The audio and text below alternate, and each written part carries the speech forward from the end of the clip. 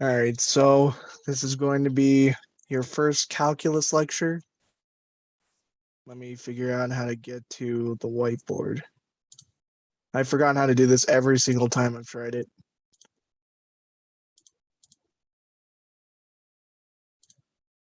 There we go. Okay. So what we're going to be working on is limits and continuity. Now, first of all, while you're in this class, don't tell me that you're bad at math. No one's bad at math. Instead of considering that it's a problem, consider it just you're working to figure out what you're trying to do. It's most of this stuff, well, some of this stuff, because they'll give you methods and stuff that you can work with, which I consider kind of boring for a calculus class. So I'm going to try and not deal with that. But you really just need to act analytically. You need to figure out how you're going to get to this point and if you can even reach that point. If you can't reach it, then you got to give a description. So when it comes to limits, well, first of all, when you're working with limits and you're trying to figure out how to solve it, you need to increase your algebraic skill just a little bit. So you got to practice factoring, kind of do stuff like 1 over square root of x squared plus 1, and then just kind of being able to equivocate that to x squared plus 1 over x squared plus 1, or the square root of x squared plus 1 over x squared plus 1. And you got to understand that these forms do exist. And using a little bit of analysis, you can realize that this will never be negative, so you can have a domain all the way throughout. So it reaches everywhere on the x-plane. But you also can tell that even though it's a fraction, there's no zero, so it's going to extend all the way out here. And because it's x squared plus 1, it's going to be bounded right around here, so it won't reach any of the negative. So you already have your range and your domain. And that's really how you practice. You got to figure out how to find your domains and go from there. So before we even start talking about limits and continuity, let's start talking about domain and range. I can just hold it down. Okay. So to define domain, it's if you have a function f of x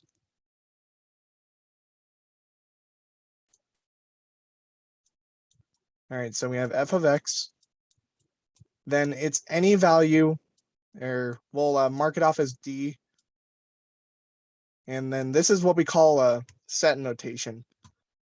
And it's that for every x, I'll write that down, for every x,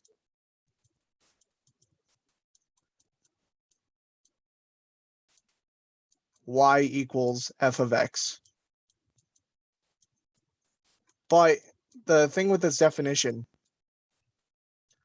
is that while you have your y equals f of x, and we'll call y our range, and range maps every single f of x to some value in a y-axis. So you already have defined your axes, which is going to be x and y, okay?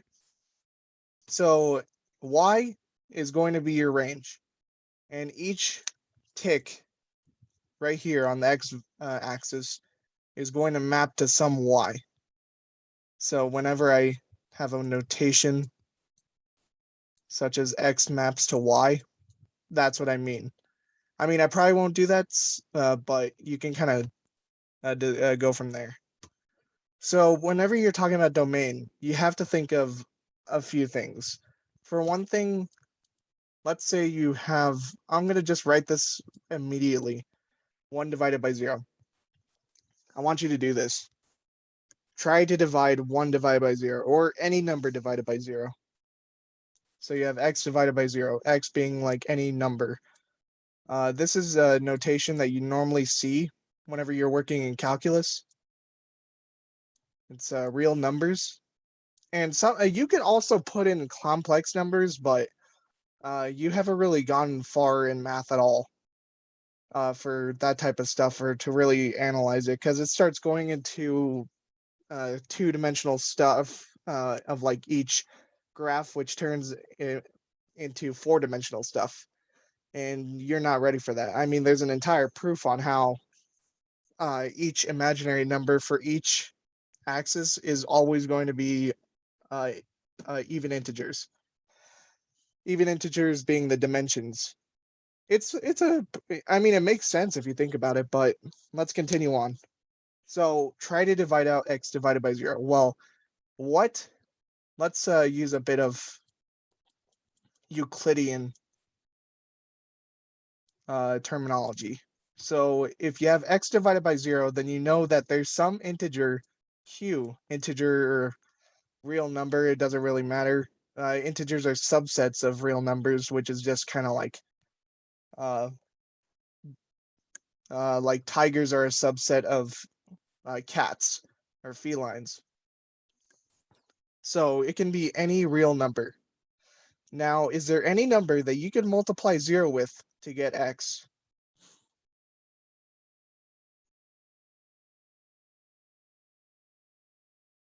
Well, no. If this is real numbers minus the zero set. Zero set is just it can't equal 0. Then there are no possible answers for this. Therefore, if you have a graph such as 1 over x, then your graph is going to start looking like this. Okay? And this is going to be your x equals 0. So like if we have a function f of x equals 1 over x and x equals 0, then that means it doesn't work. So we call this asymptotic. Okay? And the reason why it starts kind of increasing or like getting really large, approaching 0, like both positive infinity and negative infinity, means that it's related to this thing called the big little concept.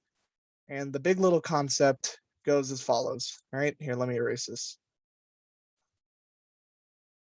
You can apply this like right now, because let's say you have 1 over a, and let's say a is lesser than 1. If a is lesser than 1, then we can plug in like a equals half.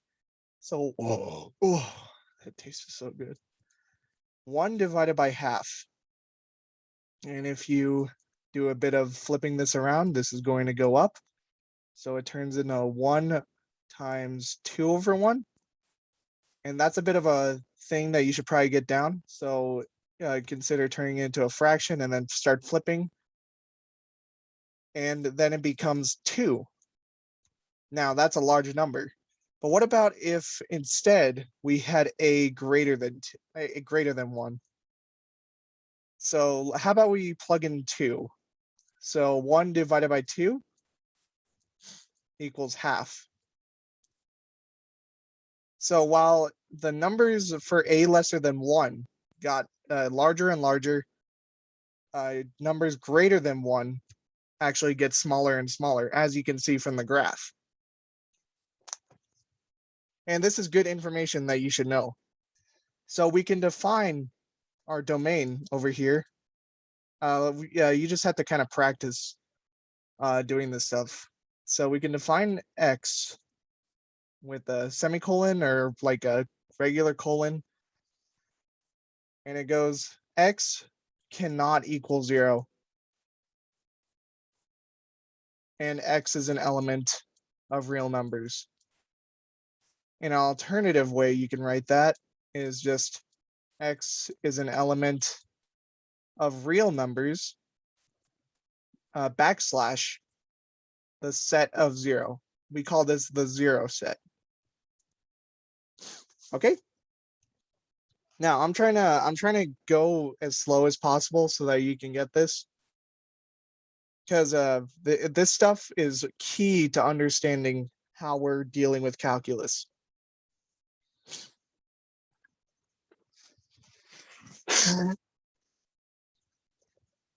And another thing you should notice is that as you approach infinity, if this number gets smaller, then what can you make? What assumption can you make as you get smaller and smaller and smaller? Well, if you go all the way on to infinity, should it reach zero? I mean, it's getting really, really, really tiny. Should it reach zero? Well, this is actually related to another problem. It's called it's some Greek thing. I think his name was like Zorro or something. But this is what he basically said. Here, let me just erase everything. But let's say that you approach a wall and you tell someone, "Hey, I'm just gonna get halfway close to the wall, and every time you say one word, I'm going to get closer and closer. I'm gonna keep going by half." So then you start going halfway, and then he starts yelling the N word, and then you're like, "Okay, so time to go halfway again."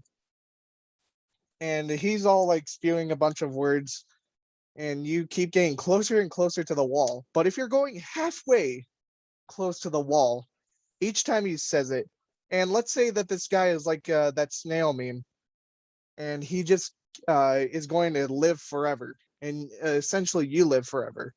If he could do this an infinite amount of times, then could we say that he basically reached the wall? Yeah.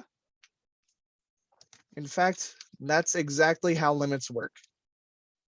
So we discussed a bit about domain. I don't have any problems on domain in my homework set, but it's really good to know when you're working on limits, because then you can understand what I'm drawing. So let's say that we're trying to describe a function like this. All right. You don't need to write down any function like that maps to that. I mean, I couldn't do that. Oh, that's a rancid Coke. Oh, oh, oh. Okay. So let's say we have a point A. All right. So now this is called limit notation. So let's say that you have some function f of x for this graph, and you want to approach A.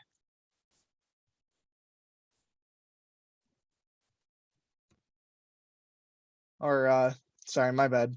Let's say that A is the y value and B is our x value. So when x approaches B, then it should equal A. Well, how do you know that it's approaching A? So you need to test left and right hand rules. So let's say that we want to figure out if, as the limit approaches from B minus, B minus just means that it's coming from the left side. So B minus of f of x, and we want to prove that it equals A. So in a description of this, let's say that you have a table, all right? Let's say A is just 2 and B is just like, I don't know, 3. So our A value is 2, and we are not right there, my bad. We want to see if it actually reaches there. So we would test different values of f of x approaching it. So you would test like 1.5, 1.6, 1.7, all the way to 2. And if it reaches 2, then it proves that our value at B is going to be 2. And you would also go from this direction also. And the thing is that this is a property of equality.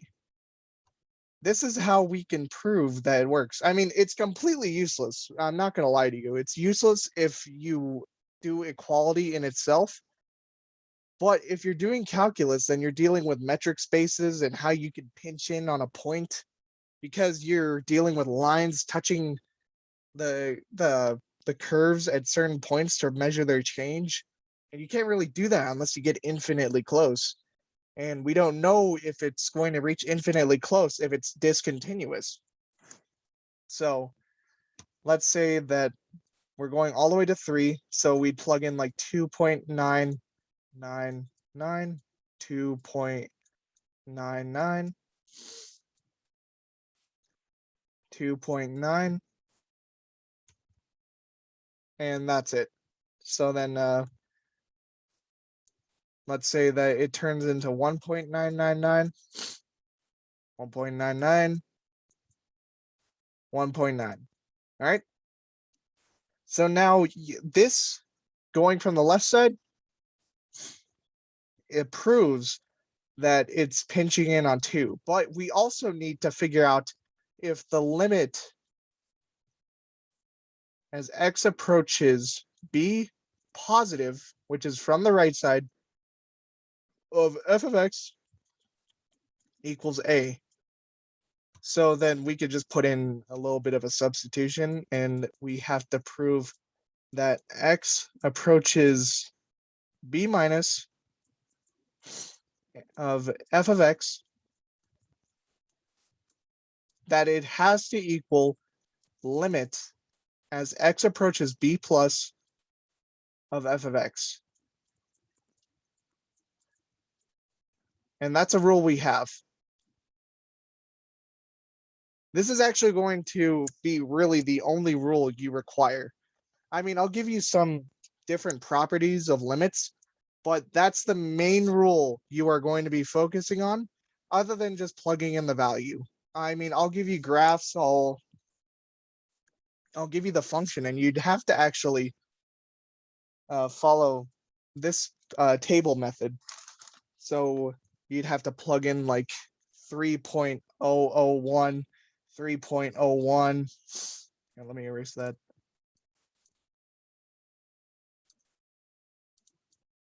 3.001,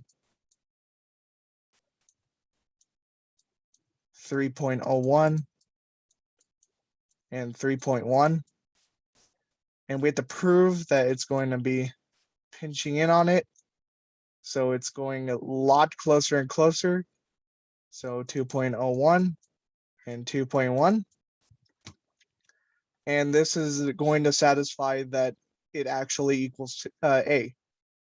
And you can't obviously go to infinity, so you just need to prove that it's getting closer and that it's not going to have some random jump, like if you get to 2.9999, then all of a sudden it just turns into like 4.8, you know. As long as it doesn't do that, or you won't have any problems that do that. They'll just have you learn how to do all that. But just, I gotta let you know that if you gotta watch out, you know, best protect your neck. All right, so here's some properties of limits.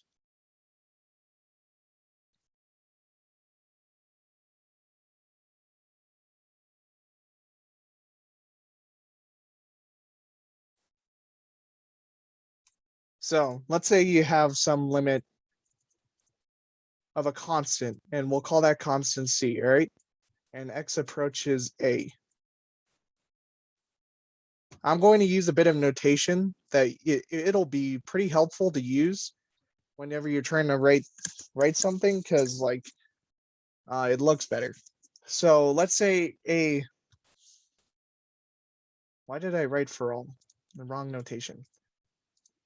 So when I write a is an element, this is just saying a is in R, or a is in some other set. So we'll put down a is an element of real numbers.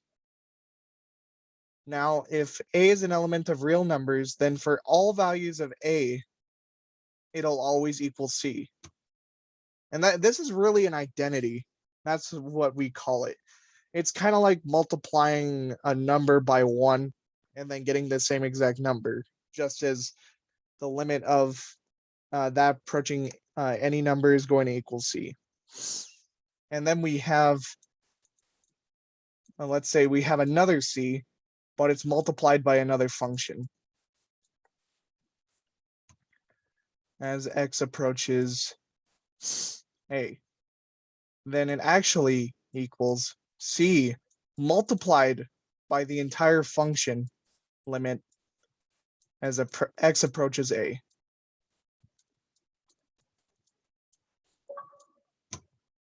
And then we have limit as x approaches a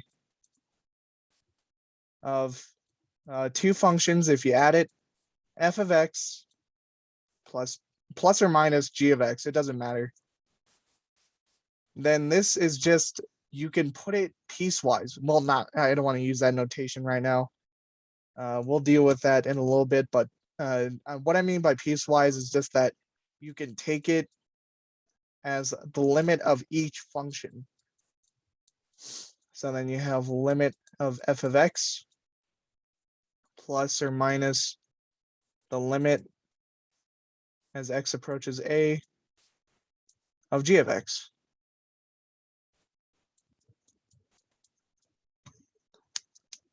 Then we have another one, and it's similar to how we work with these ones. Because if you do like f of x times g of x, then you can really just do the same exact thing. It's just multiplying together. It doesn't really change anything. I mean, if you just did like another form of this and just turned into like h of x and just set that equal to f of x times g of x, you'd still have the same exact value. So it really doesn't matter. So this is just kind of a special case of the addition subtraction one. And hopefully that made sense. So here, let's just, I think I can clear. Yeah. So let's say that we want to find the limit as x approaches infinity of 2. So going back to the first property, this is the identity of our function. So this is just 2. But what about if we have the limit as x approaches 13 of x plus x squared? Well, you can take it apart, and then it turns into 13 plus 169, and that's going to be like 182. Yeah. So we have 182 for that value. But what about this? The limit of 18 over x as x approaches 0. What about that now? Let's think about the big little concept. So as we're approaching 0, then here's a little bit of an assumption. Depending on the direction you're going, as x approaches 0, then we could say that it's always going to reach values lesser than 1 and x greater than -1. I mean, you can look at that on a graph. Let's say that's -1, that's 1. And you're just going to have to reach that to get to 0. So you're getting infinitely tiny, and it's going to grow to very large parts, or to very large values. But the thing is that we're going 2 different directions, because we have negative values and we have positive values. So let's instead do x approaches 0 plus. So then we're going from the right side. And because we know it's going to reach any value, as it gets smaller and smaller, you get larger and larger y values, we get infinity.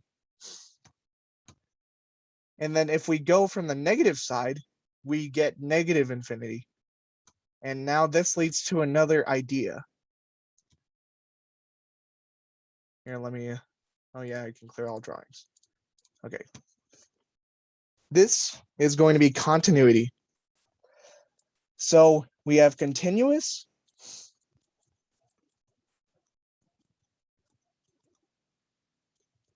and discontinuous, okay? Let's think of roads for a second. Let's say a road has 13 potholes in it. I mean, like an average road in New Mexico, all right?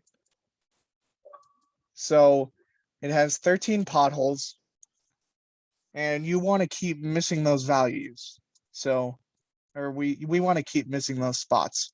So we go along this path, and then all of a sudden, right here, pothole. So you'd have to skip over it, but you still want to keep on the path. Otherwise, you'll just end up in another lane, and then all of a sudden, you end up getting shot up by a bandito. You know what I'm saying, Kuh? So we'd have to skip over that, and then we run into another pothole. So we'd have to move over that, and then all of a sudden, there's a block, and you're trying to get really close to a car that cut you off, and now you have this. But then all of a sudden, the car moves, and you start getting closer or further away, and then you're back on track. So now let's define this. So I'm going to add just some random point, like over here. So when I write just this dot without any color, this is what we call a hole. When you see a hole, it's going to create something discontinuous if you try to plug in the value. So if you have limit, let's say this is C, so X approaches C. Then on f of X, it can't equal it, but the graph shows that it does approach it at that point. So it's going from the right side and the left side. And the thing is that because we can use limit ideas, you're basically touching it. Because you're able to get infinitely close from both sides. So it's basically equal to that hole. And we'll just put another A. But let's say that over here, you have this, and then you have another value over here. Well, it's really actually quite simple. You just don't use this value. You'll run into a graph like this when you're in the middle of a calc class. Just don't use that value. Do the value that is proven to be continuous. I mean, this is called a discontinuity, but limits fix that. Limits prove that you can just, if you're basically close enough, you're already there. It's a property of equality. So it's basically there. It's basically equal to A. But if we have another function where you're going over here, and then all of a sudden it does this. So you have a hole over here and it's continuous over here, just a point. Then it does not equal any values over here. So the limit as this approaches D, so limit as X approaches D of f of X does not exist. And we just write D and E. There, you can try to use a piecewise function and basically say that from the left side it equals this value, but from the right side it equals this value. And it can't, it doesn't really prove that it equals both values. You can't have two values of a function. You can only deal with that with piecewise functions. So I gave you all the terminology that you really need. So now I'm just going to define what a piecewise function is because I've been talking a lot about that and I haven't really stated anything about it. So what is a piecewise function?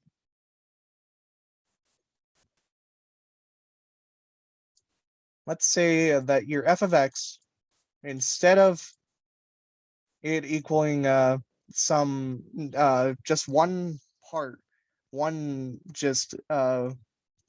function, it's equal to multiple functions. So you have like g of x, h of x.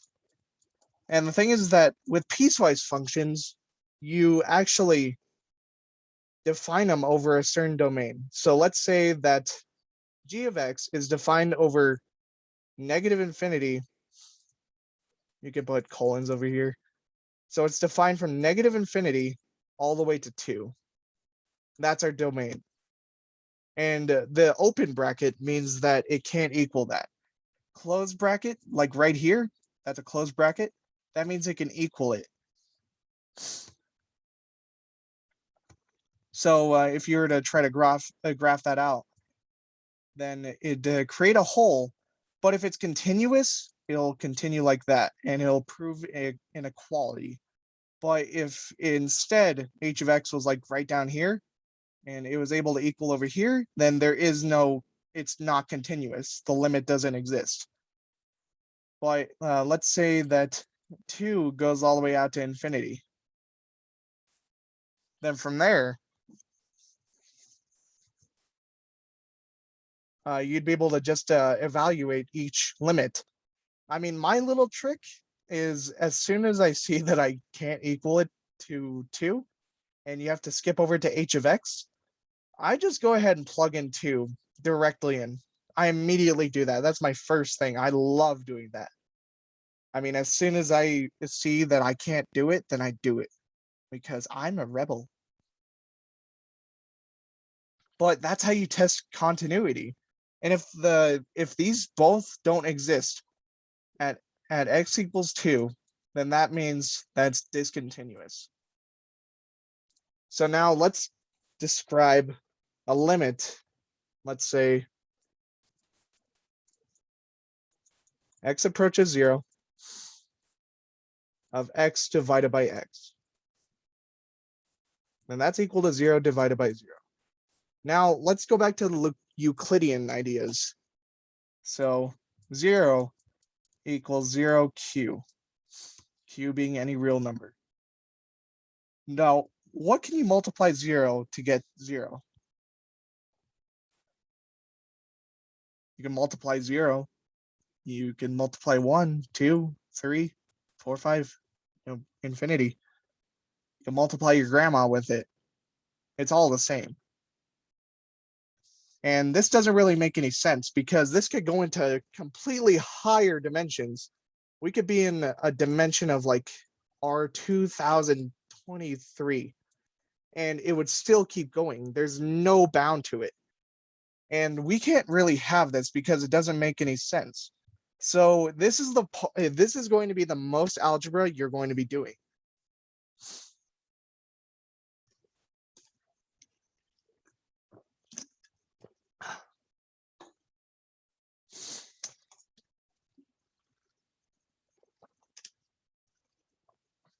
And of course, to fix this, you can just cancel out the x's because x divided by x equals 1, and the limit of 1 is just going to be 1. And just remember, this is not acceptable. 0 divided by 0 is unacceptable. Don't allow it. If you see it, you remove it every time. Okay. Now, let's do a bit of practice. Let's say that we have some function x squared minus 9, and then you have x plus 3, all right? And then we have the limit of x approaching negative 3. So then you go ahead and plug that in, and it's like, oh, it's 0 divided by 0. It's 0 to 0. So now what do? Well, a main technique that you're going to be using whenever you're dealing with these early calc problems or calculus problems, you just factor it. So then you get x plus 3 times x minus 3.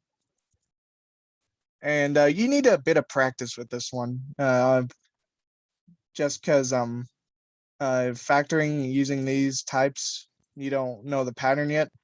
It's basically that if x squared minus a squared happens to be the function, then it's always going to be x plus a times x minus a. That's really the main one that you should memorize.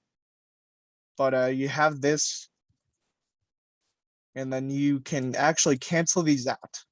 And then you can plug this back in. So -3 minus 3, that's going to be -6. It's really just as simple as that. But what about if we have another one where it's like a square root of x minus 3 over like x plus 3.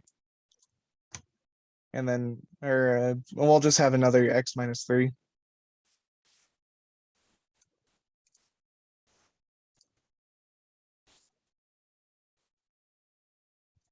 So let's plug that in. X approaches 3, and then so now we have to manipulate it. A good way to do this is just you can just multiply both sides of the fraction by square root of x minus 3.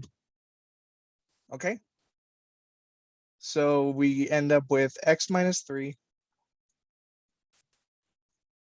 times the square root of x minus 3 over x minus 3.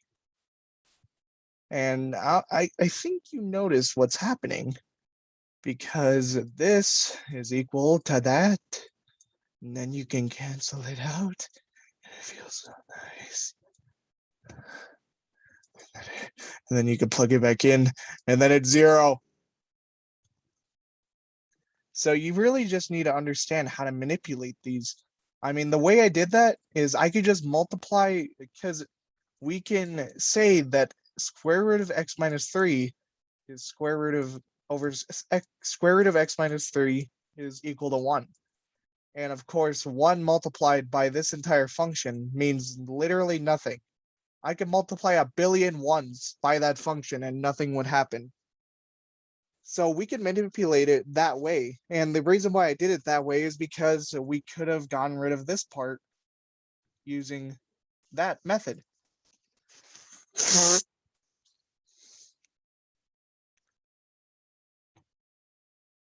But what about if we get into a bit of cosine, sine, tan functions?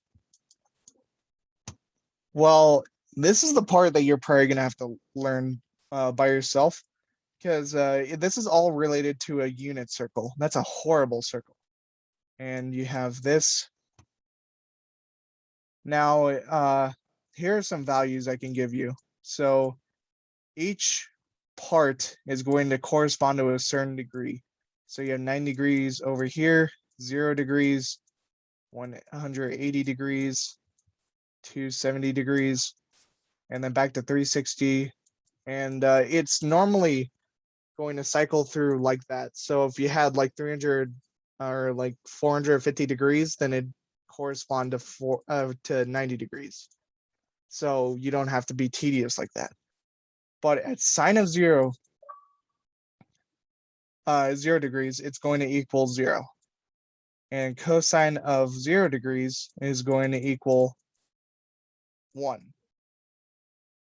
And 10, I don't want to give how to do that one. It's just going to be sine of some x being any value on the unit circle, divided by cosine of x, which is going to be any value on the unit circle again. So if you plugged in tan of 0, then it's going to be equal to 0. And then when you reach 180 degrees, it's going to equal 0 for sine, and it's going to equal -1 on cosine, because it's still a graph. Right here, it's still a graph. So we still have values of 1, -1, -1, and then 1. So just watch out for that. There are always going to be those values. And there's a bit of a trick that you can use to find the values. And it's really just looking at your left hand and face it towards your face. Now, whenever you're at sine of 0, your pinky is going to be your 0. All right. So at sine of 0, it's going to equal 0, while cosine is going to be your thumb. Now at 30 degrees, it's going to be your third finger. Now your third finger is going to give you the values, and each value is going to be a square root of one number divided by 2. So when you put down a 3, your left side of the hand is going to be your cosine. Your right side is going to be sine. And you can remember this by just kind of thinking about cosine of x. These are coordinates, sine x. Just implant this into your head whenever you're doing this stuff. It'll help. So you have square root of 3. And then on the right side for your sine, it's going to equal 1/2. So your coordinates at 30 degrees is going to be square root of 3 over 2, comma, 1 over 2. And then when we have it at 45 degrees, then it's going to equal to square root of 2 over 2, square root of 2 over 2. And then you have on your left side for your 60 degrees, that's going to be 1/2, and then square root of 3 over 2. Now, I need to discuss a bit about radians because you're going to deal with it. So correspondingly, it's going to be 0 equals 0 pi, which is just 0. And then 90 degrees is just equal to pi over 2. 180 degrees is going to equal pi.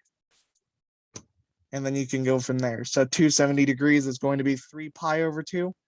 And then at 0 degrees, it's going to be 2 pi, or it turns back and it's going to be 0 pi again. And then at 45 degrees, because 45, you can analyze it doing this. 90 degrees divided by 2 equals 45 degrees. So then you would also divide pi over 2 divided by 2, and that equals pi over 4. And you can use that method based off of these values. So if you need to find 60 degrees, then you're just going to need to divide it by 3 over 2. And then, or you can also go based off 180 degrees and divide it by 3. It's going to be the same exact thing. So you get pi over 3 for that. And you also just need to practice with this one, because it's a bit of notation, because it really all started with the whole winter solstice, summer solstice, all that with Aristotle, because they thought that a circle was composed of 360 degrees, but it's not consistent because the Earth doesn't have 360 degrees. That's what they were basing it off of each day. So then now what? Well, 365 days are in a year, as we probably know. So then it just ends up being wrong. So we decided to measure it using radians, and think of it as just measuring the length of pi, or the arc length of this circle to measure 1.